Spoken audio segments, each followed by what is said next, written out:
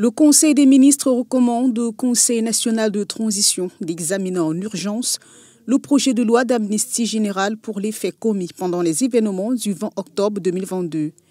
Cet accord qui prévoit l'amnistie des auteurs de ces massacres est considéré comme une impunité accordée aux bourreaux selon les victimes et certaines organisations de défense des droits humains. Cependant, le compte rendu du Conseil des ministres souligne que ce projet de loi est la résultante de la volonté affichée du gouvernement pour la paix et la réconciliation et au respect intégral de l'accord de réconciliation signé le 31 octobre 2023 entre le gouvernement et le parti Les Transformateurs sous l'égide du chef de l'État congolais Félix-Antoine Tshisekedi Tshilombo. Le projet de loi portant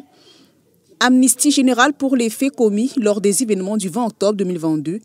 intervient une semaine après la signature de cet accord de principe, celui de Kinshasa, favorisant le retour de l'opposant Succès Masra au Tchad.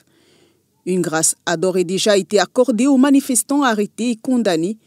de 18 mois à 5 ans de prison ferme. Pour rappel, le 20 octobre 2022, des milliers de personnes étaient descendues dans les rues de la capitale et de plusieurs villes de province pour protester contre la prolongation de la transition militaire entamée au lendemain de la mort du président Idriss Déby Itno le 21 avril 2021. Les conclusions du dialogue national inclusif et souverain organisé par le pouvoir venaient alors de prolonger